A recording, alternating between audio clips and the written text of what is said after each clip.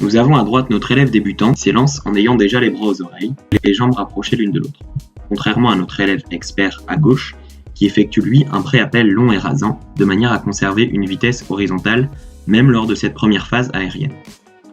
L'élève de droite prend en effet plus de hauteur qu'il n'en faut, ce qui ne lui permet pas de percuter le sol de façon dynamique par la suite. Quant aux appuis, l'élève de droite conserve ses appuis dans l'alignement de son tronc, ce qui n'est pas favorable pour la réalisation du salto, comme nous pouvons le constater sur notre élève de gauche, dont le point d'application du centre de gravité est situé en arrière de ses appuis. Pour remédier à cela, il nous faut enseigner à l'élève le fait de devoir faire un grand pré-appel, puis rapidement joindre ses deux pieds pour l'impulsion. Pour cette phase, il est donc essentiel de chercher la longueur en rasant le sol plutôt que de chercher la hauteur.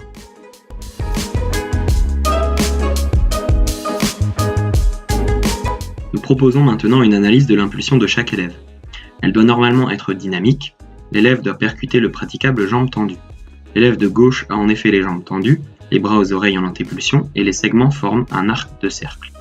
Notre élève débutant, au moment de l'impulsion, n'a pas une position favorable pour une percussion dynamique, dans la mesure où il a les jambes fléchies et les bras également fléchis sur les côtés. Le dos est cependant légèrement arrondi, mais le fléchissement des jambes ne permet pas une impulsion correcte. Comme nous l'avions dit dans la première phase, l'élève s'affaisse et force une impulsion hasardeuse pour réaliser son salto. Pour corriger cela, l'élève doit adopter une posture plus profilée et gainée, en ayant les jambes tendues et les bras aux oreilles, de manière à percuter le sol pour pouvoir ensuite prendre de la hauteur.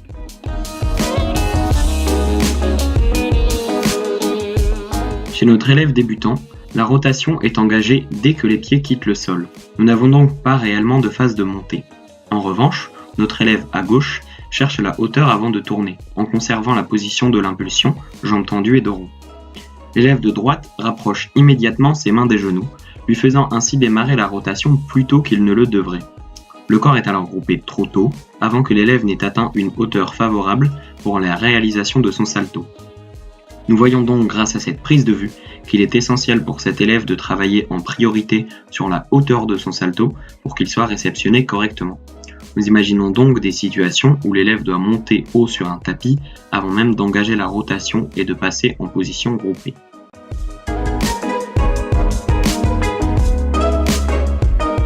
Lors de notre phase d'action, les deux élèves adoptent la même position groupée. Dans le cas de notre élève de droite, la phase d'action est correcte. Le corps est correctement groupé. Les pointes pourraient être tendues, mais ce n'est pas un problème influent sur la rotation du salto.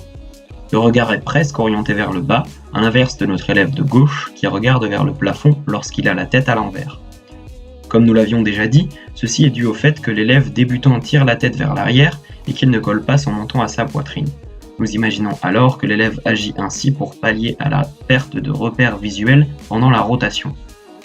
Pour corriger cela, l'élève doit donc coller son menton à sa poitrine de manière à grouper plus efficacement et ainsi maintenir la position pendant la phase de rotation.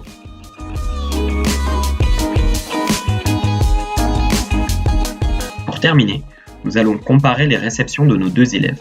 À gauche, notre élève se réceptionne avec les genoux fléchis de manière à piler et amortir la réception. Les bras tendus ont alors un rôle stabilisateur.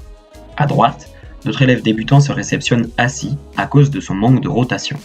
En effet, la rotation n'est pas terminée. L'élève arrive donc au sol avec une vitesse de rotation toujours présente.